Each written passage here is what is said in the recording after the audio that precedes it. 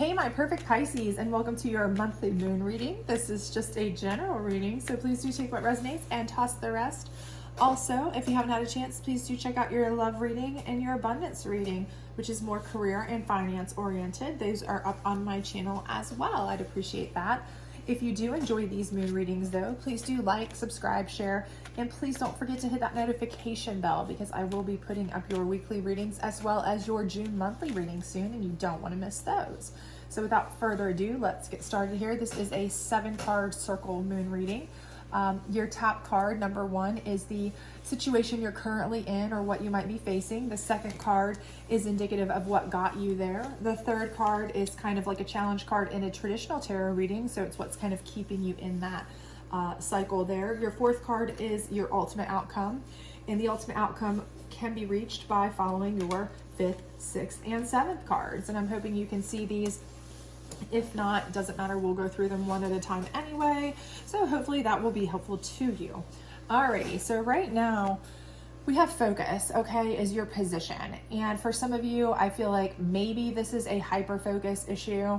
Some of you are so hyper-focused on a problem, a situation, a concern that it's consuming you, okay? So you're unable to really do a whole lot about anything else.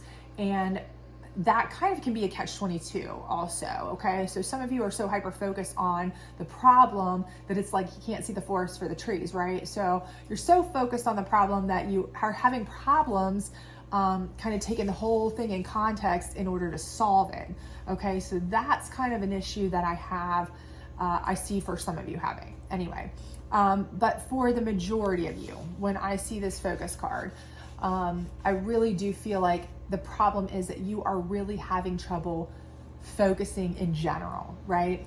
Like, I feel like for many of you, you are spread too thin. You have too much going on. You have too much on your plate. And what's happening is you feel like you have all these balls in the air, right? And you're dropping them, right? So for some of you, it's like, okay, I forgot to pay this bill, and I forgot to do this, and I'm forgetting to do this, and that's happening, and this is happening. It's like you feel like a victim of circumstance, but the situation is really that you're trying to do too much, okay? And because you're trying to focus on too many things at once, you're spread too thin. It's like a person who maybe doesn't have ADHD, but you're in that state, right? You're in a state of almost like ADHD, right? And I'm saying that with love because I do have ADHD diagnosed. So I'm saying that I know what that feels like when you're like, okay, I've got 50 balls I'm trying to juggle, and because I have so many, it's so impossible to like remember even which ones I've done. So I'm like list making like a crazy person. So if you're of that persuasion where you're sitting at home going, oh my gosh, that's me right now. I have 10,000 things to do and only, 8 hours to do them in, and there's not enough hours in the day. I'm exhausted at night. I'm making list after list and getting through half of it, and I'm just overwhelmed and overworked and underpaid, and there's too much to do. And, this is making it impossible for you to do stuff, right? And that's ultimately causing problems for many of you. I'm feeling in this a lot of problems with you guys.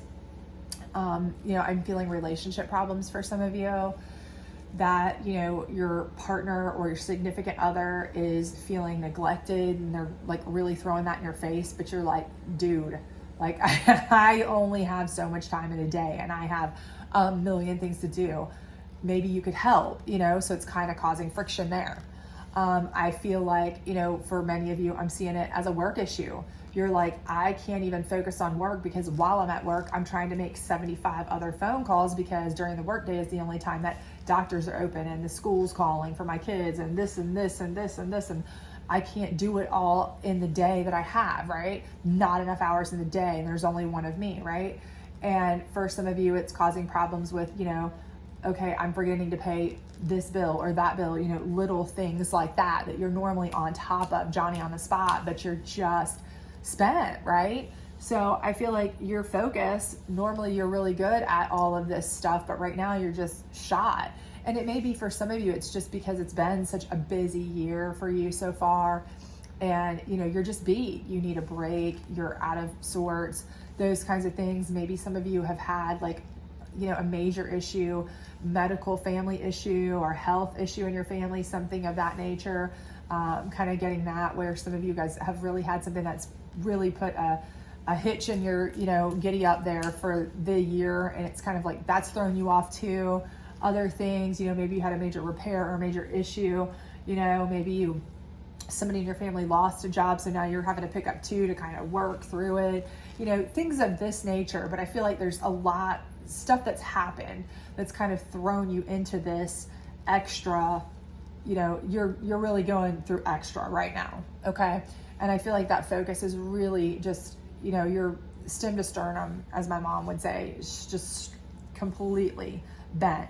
You're so over it, and it's making it hard to focus on anything. So you're kind of like half A-ing everything, you feel like, because you're the person who usually likes to, like, if it's a job worth doing, it's worth doing well. But right now you're like, I'm just half in everything.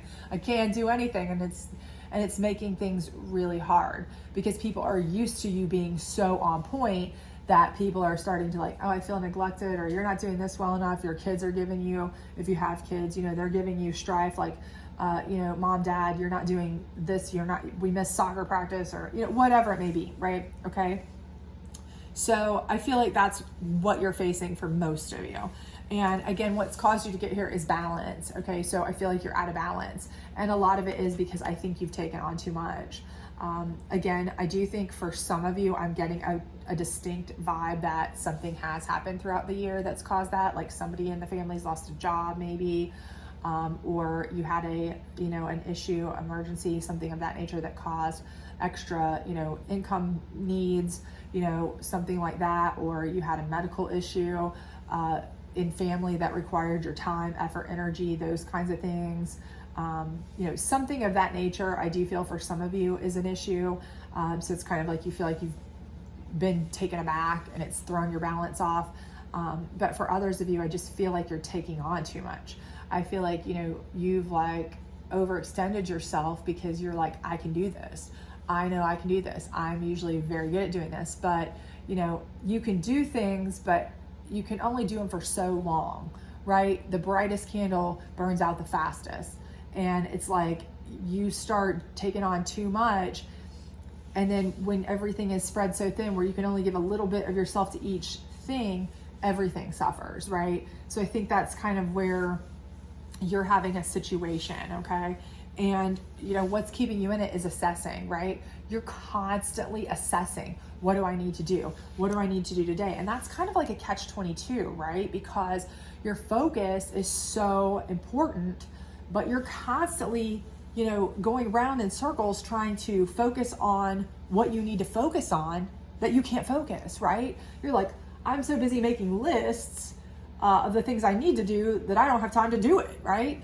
I'm so busy trying to remember what I forgot that I forgot to do it. So it's like you're so busy assessing all of the things that you have to do that it's overwhelming you even more, which is making it even harder for you to focus, right? So this is like your catch-22 here that's kind of keeping you in this position. So ultimately, what do I see your outcome being is growth, right? I feel like you're going to absolutely make it through this. I think you're going to grow as a person. And I see your growth personally being that you are going to learn how to kind of master time management more, but also learn to say no. So for some of you, I feel like you're going to kind of learn to prioritize, learn to say no, learn to time manage a little bit better, because I think you've been so good at things for so long, at managing things, at doing things, that the problem is, you've never really had to worry about what happens if, you take a hit, okay? If you take something that causes you to have to take a step back, or you have an additional problem thrown in, a wrench thrown into something, that throws you off, that causes you to drop one of the balls. How do you recover? You've never really had to, have an escape plan or a backup plan or these kinds of things too much. And so when you do, it's kind of like, wow, I didn't realize how much I was like a machine working on clockwork. And when that happens, wow, did it throw me off, right? So I think at this point, it's like you grow and you learn, okay, I'm only one human. I can only take on so much. I need to be particular about what I take on. I need to be discerning. I need to decide things. I need to kind of see who can do what for me, help me. You know, these things, which is maturity, right? That's growth. And, you know, we never stop growing and learning and maturing, you know, until the day we take our last breath. I don't care if you're 8 or 80, 9 or 900, whatever. But so the thing here is, let's see how we get there, right? So one is attraction, okay? And in this particular deck, it's not attraction to somebody or something particularly. It's more like being attracted to the things that you are called to, the things that you love, the things that you must have, And for you, I do think that you love to be able to help. I think you love to be able to be busy. I think you love to be able to resolve the problems for other people. I think that you love to kind of do those things, right? That's something that you're attracted to. You're attracted to being able to, and to be honest with you, and I don't want this to sound awful, but some of you just love the being able to be in charge, right? You just love that feeling. Like I solved all the problems. I'm the one who did everything. I handled all of the stuff. It's a good feeling for you to know that you can do it all. But nobody can do it all, right? So you're attracted to this idea of being able to, balance everything, handle everything, do everything, but nobody can do everything, right? And this is part where you need to start attracting people to you, attracting things to you that are similar in essence to you, in that they like to help, they like to do things, they like to be involved. But this is where you need to kind of find people that are of the same like, kind, and quality as yourself.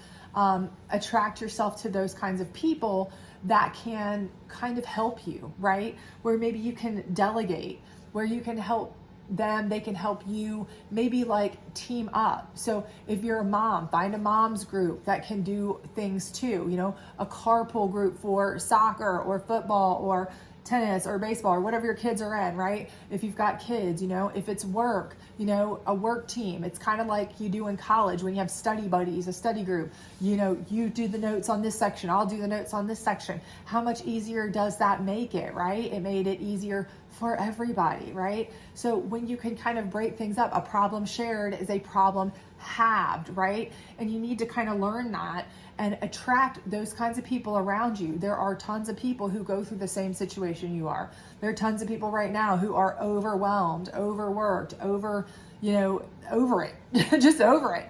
And they would probably very much love somebody like you who is very driven and very capable and very good at doing things and organizing to split things up with. So find those people.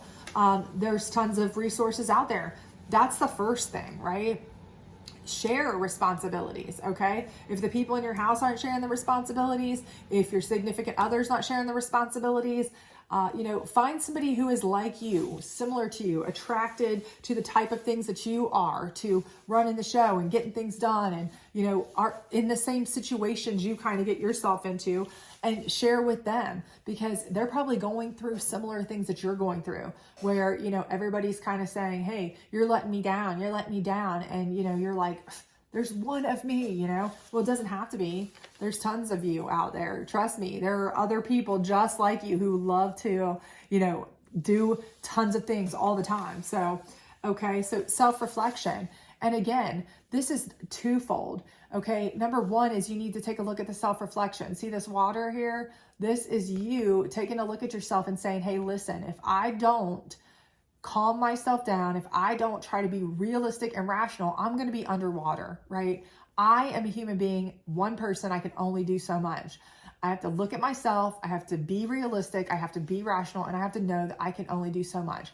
But if you look at this card too, you'll see two people holding hand in hand. This goes with this, okay? So there are other people who are a reflection of you out there, right? They're so similar to you.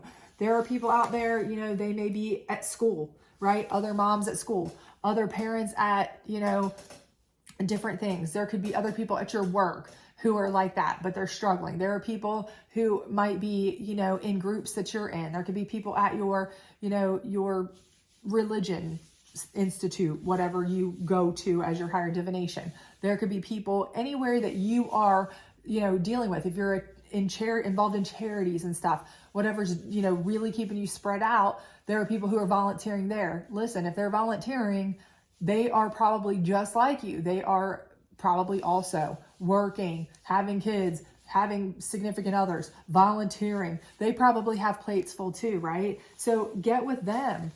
Help each other stay afloat, right? So help each other by helping yourself. Help yourself by helping each other. It's a mutually helpful, beneficial thing, and it also helps you have a support network, because people who are like that, people who, are constantly helping others, they deserve somebody to help them. And from this situation here, I can tell that you are a person that people come to. They know that you're a person that will not say no very often unless you absolutely have to, and maybe not even then. So they do expect a lot from you. They do say, hey, well, such and such will always, bring stuff to the bake sale, show up for this, volunteer for that, be the carpool person, be this person, that person, because they just know, right? You've always done it. But everybody hits a limit, right? So, and if you can't help yourself, you can't help anybody else, right? So the last card here is darkness. And with darkness, this is a card specific to kind of watching, seeing, waiting. So people will tell you what they want to hear. People will say things to you. They'll try to sell you whatever, they think you need to hear, those kinds of things, platitudes, whatever, right?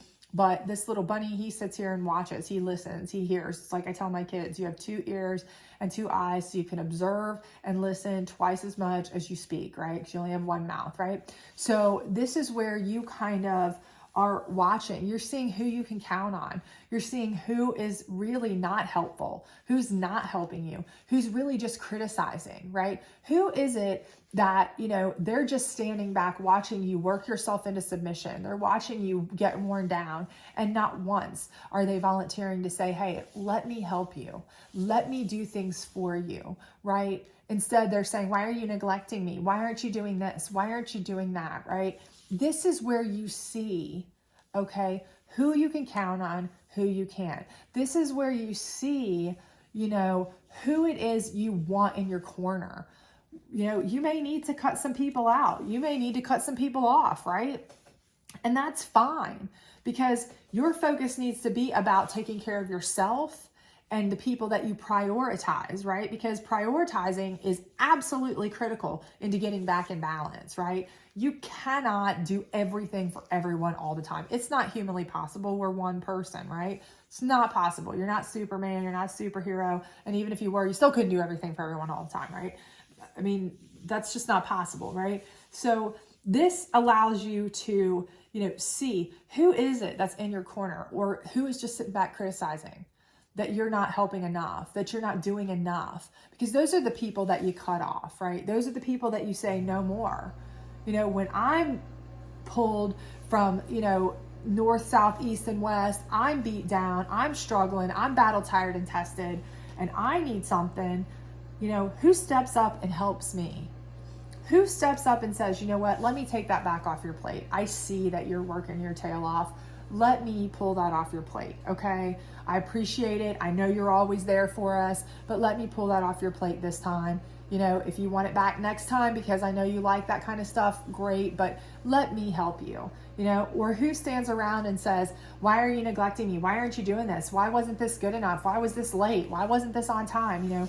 This is where you kind of just sit back and watch. This is where you decide who deserves your time and who doesn't, so that going forward, who is worth your focus, who is worth you putting your effort, energy, and your precious time into, right? Because that's what's going to put you back in balance. And that is where your growth comes in, right? Your growth comes in when you start prioritizing yourself, number one, and those around you that would actually care about you, okay? Care about helping you, care about whether you're struggling or not, that aren't just using you or aren't just waiting for you to cater to them, but they want you to be in an environment where you can flourish, right? This is what growing is. It's you in an environment where you can flourish, where you can be the best you can be, not where you're beat down to make everybody else's environment better, where they can grow, right? So this is where you're going to be. You're going to get to your growth by, getting the help from the people who are wanting to be helpful and seeing who doesn't and eliminating them, right? So that's what you kind of need to do, all right? So hopefully this was helpful for you. If it was, please do like, subscribe, share, all that other great stuff. Otherwise, I hope to see you back for your weekly reading and your monthly reading for June. Bye.